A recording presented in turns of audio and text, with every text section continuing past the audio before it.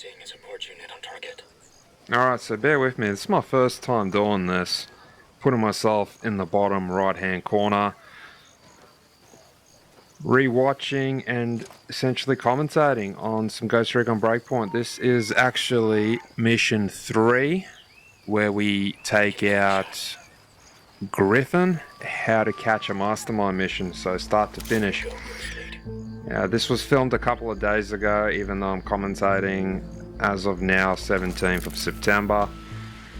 Don't quite remember how we went here. I think we completed the entire mission without incident, without KIA. This is the start. Now don't get me started on the continuity of the story, it's all over the place. I think you can actually kill Colonel D. Walker, aka Frank Castle, aka the Punisher, in this game within like the first hour, and we've got that mission unlocked. Now, as far as I understand from some of the reviews I've watched, if we actually take him out, the main antagonist of this game, Colonel D. Walker, which is an episode 1 mission, which you can do before you even technically finish Act 1, because I haven't even finished Act 1 in this game. Mind you, we've done over 66 hours of playtime, and well, it's a significant amount. We are quite over leveled to even take on the final boss. But because the story has made no sense to me at this point, I do know if we take out Colonel D. Walker, he may not appear in other cutscenes, which then confuses the story entirely, and we run into a whole bunch of paradoxes and nonsensical story plots with heaps of holes. So here we are doing a mission that is not relevant to the main story. We've got some of the HUD enabled, we've got crosshairs turned off, but we've still got our ammo, HUD, our special ability, and I do end up changing a few things, turning some things off. We'll have those videos coming out in the future. This was a bit more of a test video, plus because I did film this entire thing, I decided might as well upload it while testing out some commentary, some tweaks to the microphone as well, because I did have a recording as well where I did about 30 minutes of recording with commentary, and there was quite a bit of plosives. The treble in my voice sounded quite bad, and I think it's because I was fidgeting a bit with the mic, moving it around, and the gain was cranked up a little bit too high, which you need to be careful with if you're using an SMB with a cloud lifter. All that beside the point. This is the very start of the mission. We needed to do some interrogation for information of where to proceed next. What other settings are we running? I'm quickly going to have a look right now, since I've got Breakpoint here on the TV. So our Ghost Experience parameters, yeah, we've got gear level on. Now, I know you can turn that off, and a lot of people say, well, you're not really playing immersively if you've got gear levels on. I quite like having the gear level on at the moment. Maybe for future Ghost Recon titles when they come out, and if I acquire Wildlands, we'll switch the gear level off. I feel like it's just one of those things that keeps the game a little interesting for me personally. I don't need that whole full immersion. Quite a lot of people will play with the whole immersion experience, and I've noticed another frequent title people use is ex-marine, ex-soldier, ex-what-not, military, security operations, police officer plays Ghost Recon Wildlands, and they all got this immersive mode where 100% of the people end up playing with stealth. Some will use allies, others will not, but the whole immersive mode to me does limit you to a rather stealthy play style, which is not my forte. It's not exactly my cup of tea, but in future videos that you'll see me upload, we do start leaning more towards the tactical approach, even though I'm still quite heavy on the trigger and like to go balls to the wall, all in, with a pretty high rate of assault and very little sneaking around. So here we're getting the recon drone up, scoping out the area. Yeah, we do mark targets.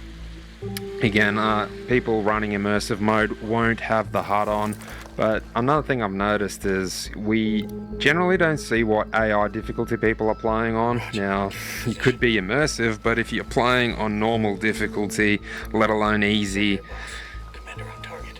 I've just noticed that sometimes the people that play on the immersive modes don't tend to get detected very quickly. So we're playing on advanced, which is apparently high rate of damage and detection speed is set to fast. Now there's also elite or extreme, which maximizes it.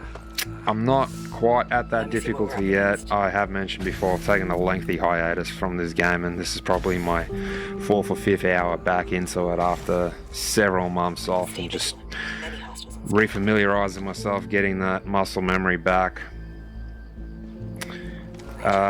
Aiming from the hip as well has been something that I've started to really enjoy doing, and I've left crosshairs on. It just gives that extra crunch and satisfaction from a well-placed no scope sniper shot. Just the hit markers. I know it's a visual, but it just adds that extra little bit of crunch, especially when firing over the shoulder without the crosshairs. Hostile identified. Over there. Eyes on a hostile.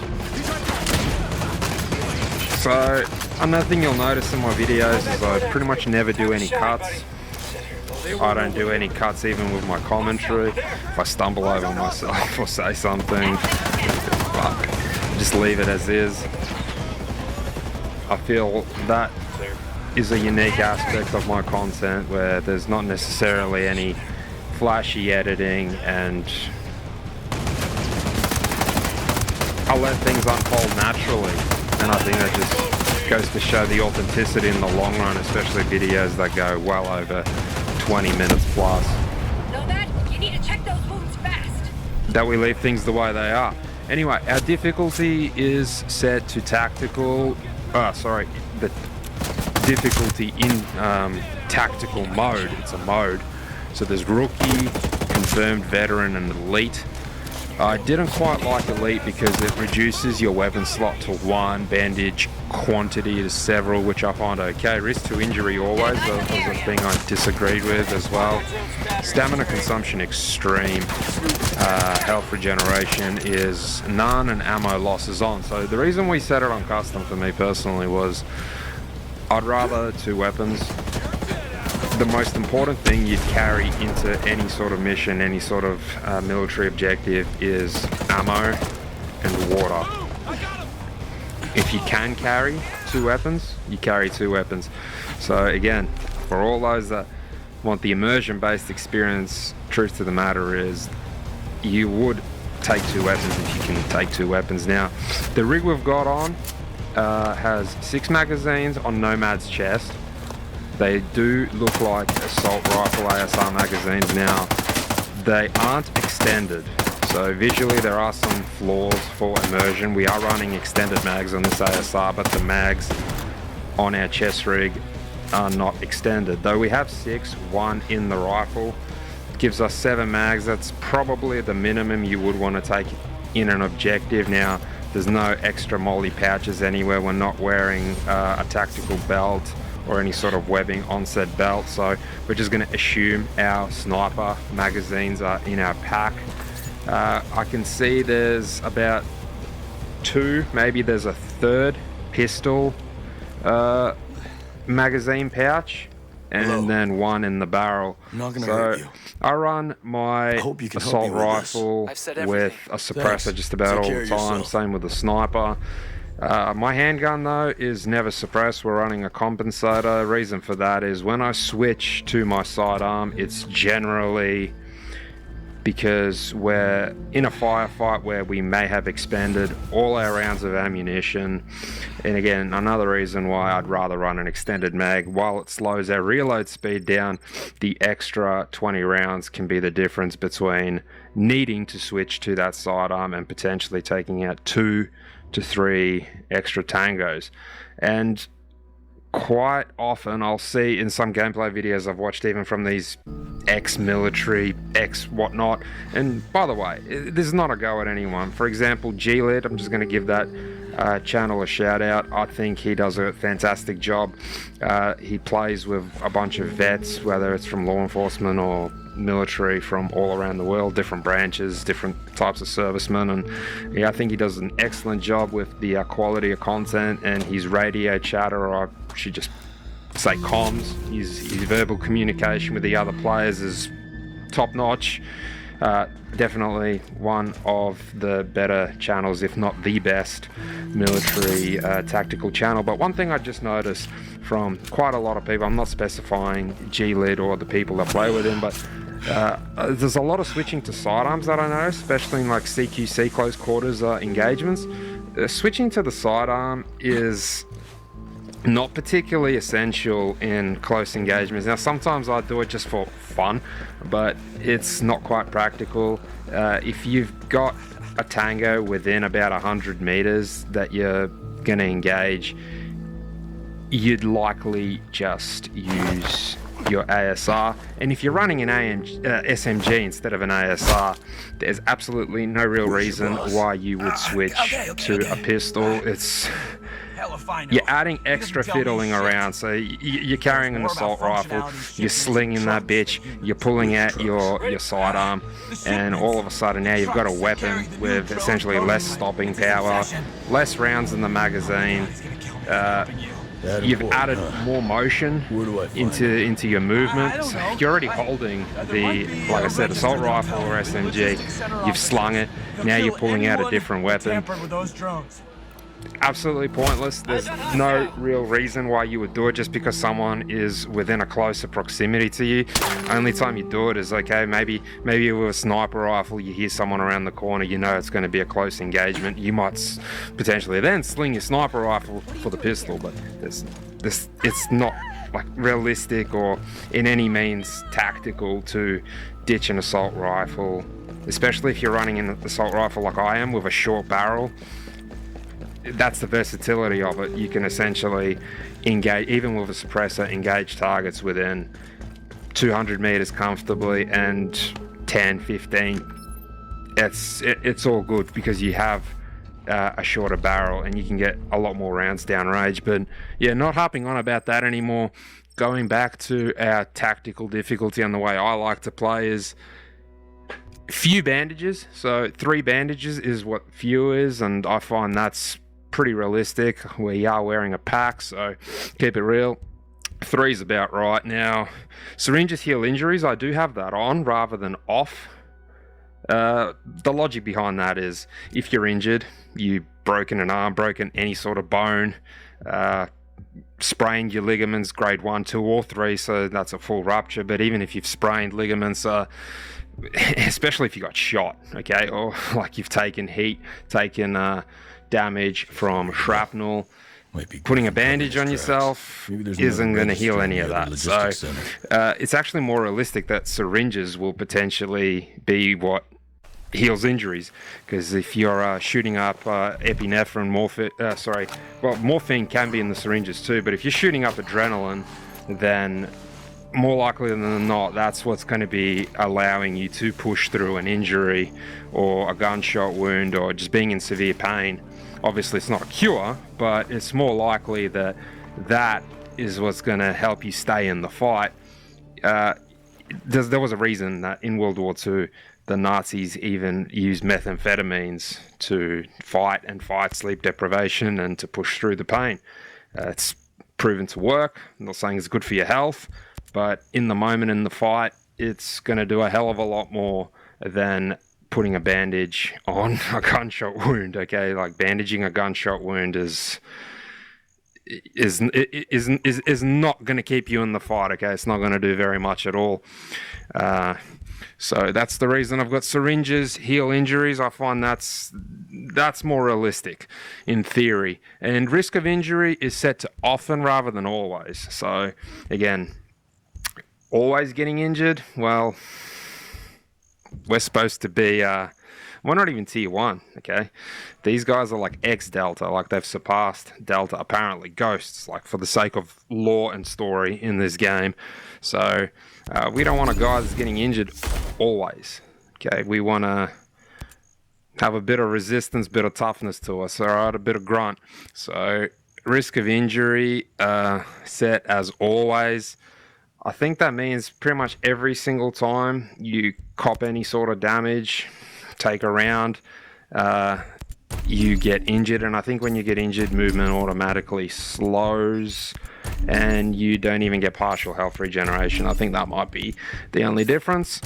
Stamina consumption is regular. Again, you can set that to extreme. We're supposed to be really fit. And we barely eat. We have... I don't even know what the fuck that is. He ate like a walnut. And we're good to go. So the man doesn't eat. He barely drinks water. You know, we've got a 1 litre canteen on, I think it is our right flank in one of the molly pouches. So it's pretty cool that they actually added that in, that you can drink water in this game, but shit, there's not much point to it. It like restores your stamina to drink water.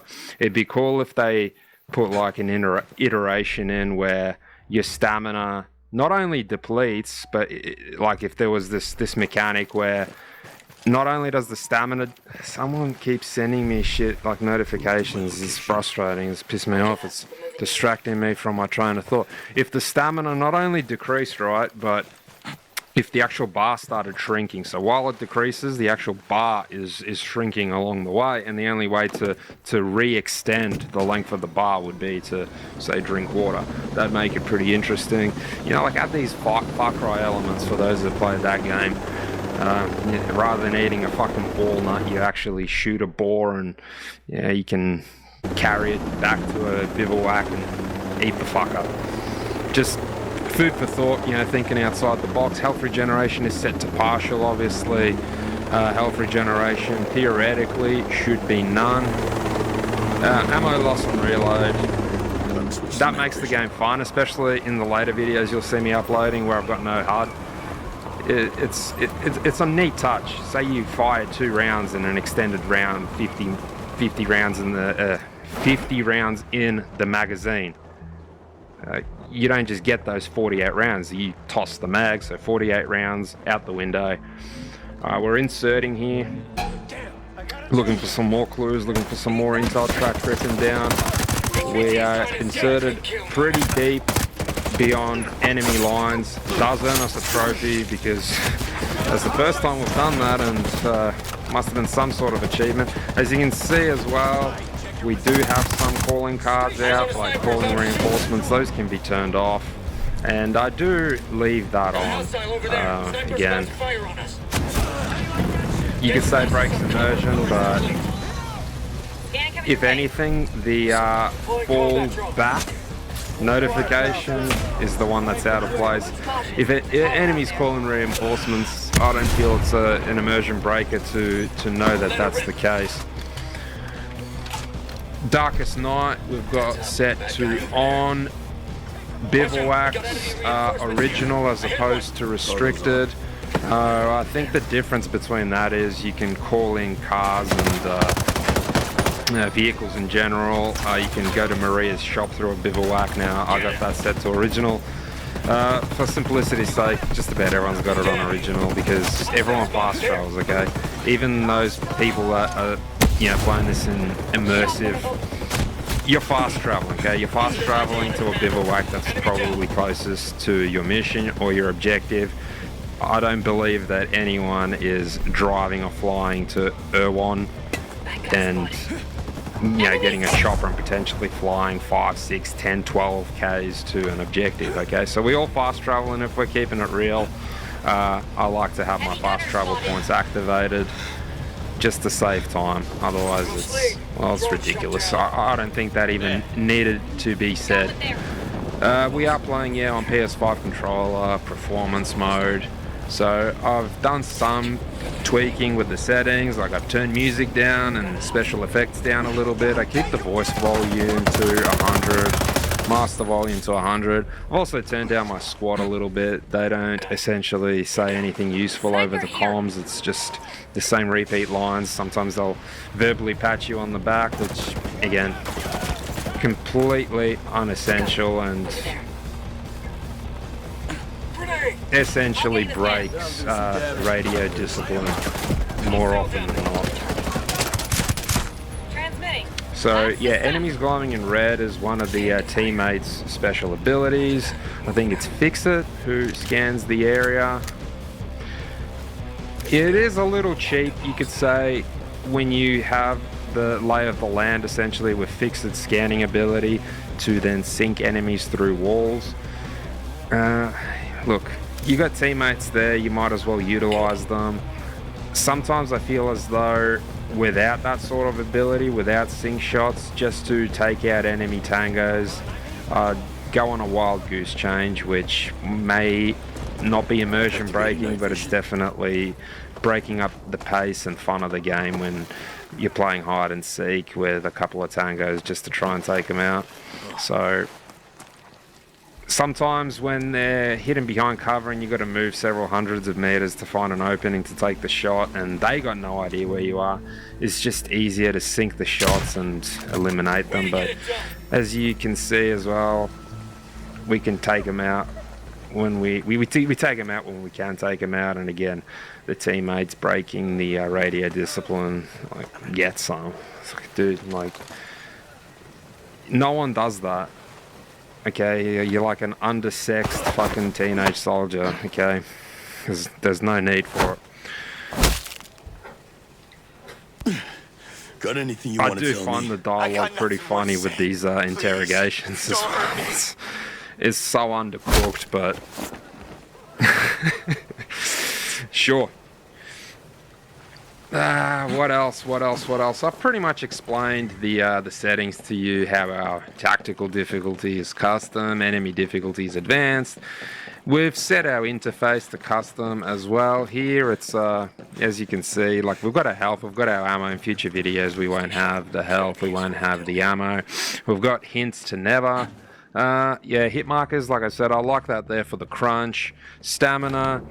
It would make sense to actually have stamina on. You would theoretically know how tired you are, how out of breath you are, how much you got left in the tank to, you know, sprint cover to cover. But we've got that off just for aesthetic's sake, really. Weapons and items display is, yeah, it's going to be set to never in future videos, even though, again, I feel as though the health bar being on makes more sense. Again, you would know how hurt you are, you'd know how close you are to bleeding out, but you can't actually have the health bar on and the weapons off. So yeah, we run into a bit of confusion again. Sometimes I'm like, dude, where's the next checkpoint? And it turns out you got to read intel that I really doubt anyone reads, because the story is just so convoluted and it doesn't make much sense. And quite frankly, I don't care much for it. I don't find the cutscenes very exciting in this game, and the dialogue exchanges are rather stale. But I think the open world does look fantastic. There's lots to see, lots to explore, and you can easily put, if you really like this game and all the tweaks you can implement, you can play it stealth, you can go all out assault. The amount of choice you have with the customizations and difficulties, and on PC, don't even get me started on the amount of mods you can implicate into the game. You can play this for quite literally 1,000 hours. Okay, so there's a lot to be had here. So we've got tool information here, which, yeah, that's like our cloaking camo, which we never use, and our class technique, which is like a second wind assault rush sort of technique. We've got that turned off as well, even though it might be on in this video, but we end up having that off, and quite frankly I always forget to use it, and that's why as you can see there, our assault class in this video is only on level 7. At the time of recording, it's up to level 9. We've been trying to get that assault class level up by actually doing the challenges, but biggest reason why it's been low is for about the first 60 hours of this game, I actually ran, I think it was an SMG, which didn't get us those ASR kills, which is part of the challenge. So now we're taking a truck to, I believe, the final location where we're gonna go on the offensive on an outpost, and I think that's what makes Griffin appear, and then we engage in a firefight with Griffin and some reinforcements.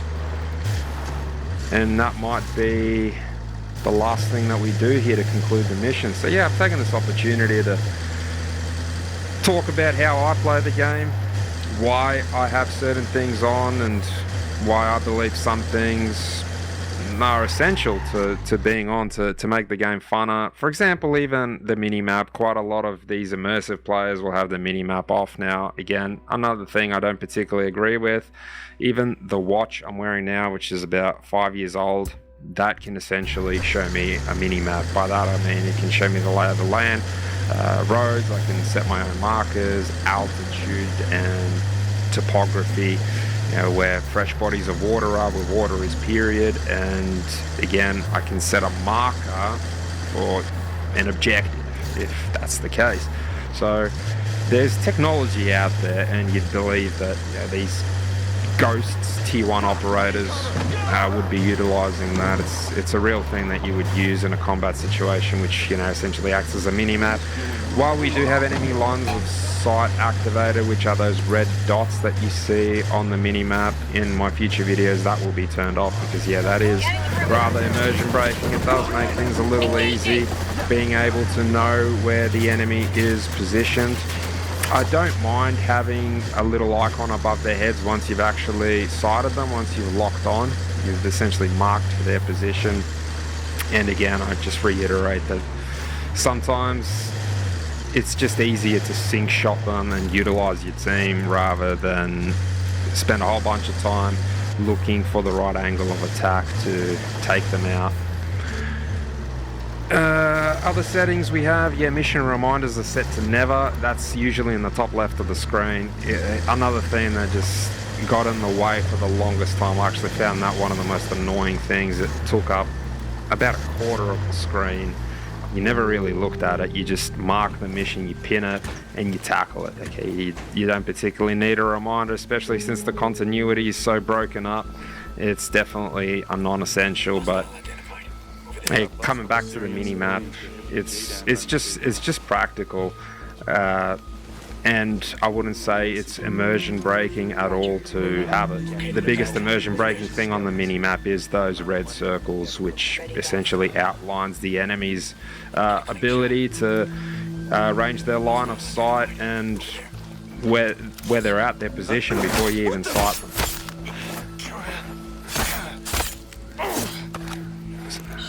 I actually don't even know where Nomad keeps his knife, because I've examined our chest rig, our gear, and I can't actually see the sheath of where he's got the knife now. Yes, sir. I got it. I think this ends up becoming a loud scenario sooner rather than later. Target hostiles eliminated. Solid work. No one's out here. No one's gunning. Reality is, One shot, one kill. especially a volley of pistol rounds being fired with a suppressor on a quiet night, which this appears to be a very quiet and still night, those shots would be heard. Suppressors always over-exemplify the amount volume gets, what's the word I'm looking for? Filtered down and monetized. Not monetized is, I was thinking of a wrong word. Muted. You'd be hearing that quite easily 5 to 10 meters. Now, another thing I found quite funny about this game is how when people do play immersively and tactically, how they take a whole bunch of dudes out and everyone just keeps going on about their business and patrolling. Now, another real life thing that would happen, especially when there's an enemy outpost, an FOB, essentially what I'm saying is an enemy base, they would be in radio contact with each other. Okay, they'd check in, for example, they'd every 5, perhaps 10 minutes, there'd either be like an Overlord, an Overwatch, a HQ that would check in with each post, each potential troop, or there'd be like a designated section commander if there's multiple sections patrolling around the area, and that section commander would check in with his men, Alpha 1, so that, like, that's the call sign for a soldier patrolling around. This is Alpha Actual, so like leader. Radio check over, or come in over, status update over, and they would give a status update. So what I'm saying here is, you take a whole bunch of dudes out, you might take another 5 to 10 minutes to take out the rest of the dudes, and no one ever becomes suspicious or on alert. Now, in a real life scenario, you would become suspicious after about 2 check-in attempts, which, like I said, you probably do about every 5 minutes, and if there's no response, So you're a fan of pyrotechnics, you'd automatically go on high alert that something's wrong. You'd go to the last known position, or you'd send someone to check out the last known position, and before you know it, everyone's on alert. Okay, there is just no way that you can stealth kill an entire base. Okay, that's straight away a deal breaker, immersion breaker. That is not happening. And if you're doing it as like a 4 or 5 man team, 10 minutes is too long. You got to obliterate everyone in and out style. 5 minutes tops, because there's gonna be a check-in, there's gonna be suspicions raised, and again, suppressors, well, they don't just deaden the sound entirely. Okay, on a still night, if no one's making any sort of sound, if there's radio discipline, people will hear suppressed shots. 20 meters, even 25 meters, you will hear suppressed shots, especially a volley of them. So I think here comes Griffin. We get in a bit of trouble, because I don't know what to expect here. Now, I suspected we're gonna get attacked. There's gonna be an ambush, but I had no idea the fucker's gonna come rolling in a helo, firing rockets. Now, some of these mines that we place do get triggered, but like I said, I had no idea Griffin is gonna come down hot on us. And lastly, another thing that I just have to point out, that quite a lot of Ghost Recon players, whether it's PC, console, most are on PC, I think, but they'll mod unit patches, so like they'd have like an SAS patch, or nationality patches on whether it's their packs or their shoulders, helmets. Big no-no, okay, on any sort of special operations, especially in this sort of scenario. I mean, your ghosts, you keep telling us your ghosts, these are essentially top secret operations, and the last thing you would want is your unit being flashed to the enemy. So if you get captured, they know your unit, they also automatically know your nationality, they know what governments, what jurisdictions are involved, they know who that government's allies are, and all of a sudden you're starting to paint the picture for the enemy. So that's the last thing that you'd want them to know, your unit, your nationality. Okay, you wouldn't want to see any sort of flags. I mean, you got 5 guys on the team, everyone's wearing a different flag. All of a sudden the enemy, say even they kill you, okay, like you're dead, you don't care, but all of a sudden now the enemy knows what nationalities are implicated in the mission, what nationalities are essentially a part of well, the objective, which could give you a bit of an insight of what they're doing there in the first place. And for example, like now, if you've taken out one of the enemy's top generals or leaders, and then you get captured down the line, or your body gets discovered with a flag, with a patch, there could be retaliation towards your nation. You could even be putting your nation in jeopardy to an extent. I mean, I know I'm getting ahead of myself. This is just a game, but come on, like, real life scenario, the only sort of patch you probably want is maybe you can have like a little skull or whatever to give yourself a bit of a morale boost, but realistically the most practical patch is your blood type. And that being said, the people you'd want on your team would essentially, you would strive for them to be a compatible blood type to you as well, in case of a need of a transfusion. Get some cover, Nomad. You gotta get patched up. I'm pushing up. Man, that guy could take a whole heap of rounds. Kill confirmed. So I think obsession drove here him to the point of death. Now Stone's forced to use the Griffin outdated has drone for his met attack. a fiery grave. And we've pretty much come to the end of the mission here, start to finish. Thanks for listening to me blabber on. If you've gotten this far, like I said, there'll be a few changes in the next video. This was a bit of a test to see how we go with the commentary overlay.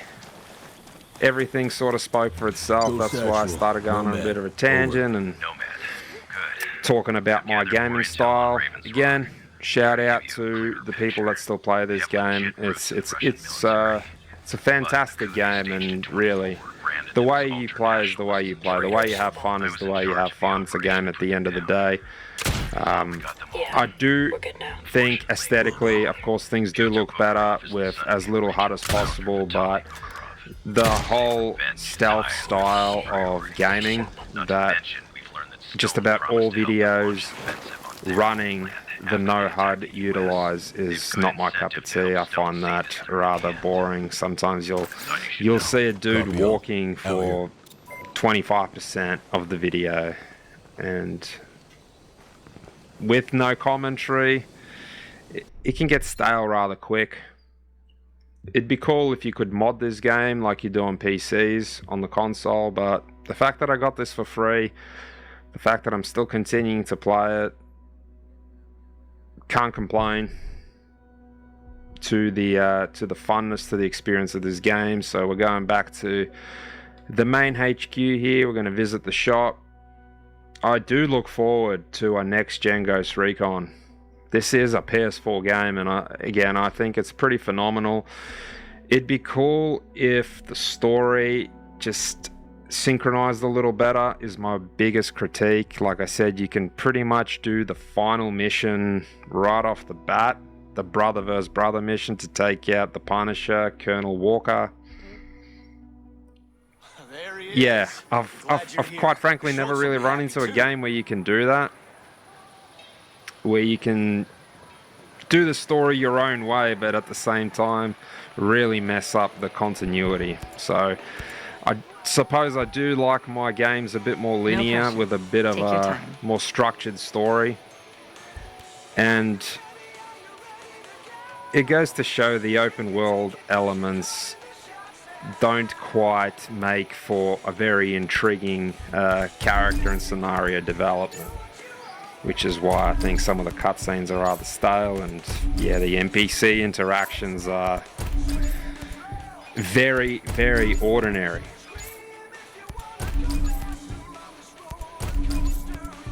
So yeah, we're gonna restock, and I think this just about wraps it up.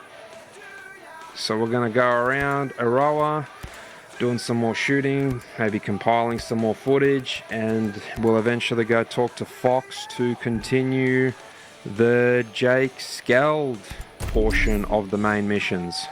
You see this coming when Skeld first showed up? So yeah, as you can see, here's our gear. Here's our camo. We've got everything white, mind you, to essentially utilize the purpose of why we have camo in the first place, to camouflage ourselves. Another thing I find is a lot of people go quite Gucci and they end up looking like a fucking optical illusion. They might be wearing colored pants, a striped shirt, their armor maybe, their chest rig, their webbing, maybe Russian digital camouflage. You just all look all over the place, not quite put together, and your weapons popping like a fucking firework. So that's the whole purpose of camouflage, to essentially be a neutral color, everything as neutral as possible, because a Gucci red gun is gonna stick out like balls on a bulldog when your entire outfit is essentially black per se.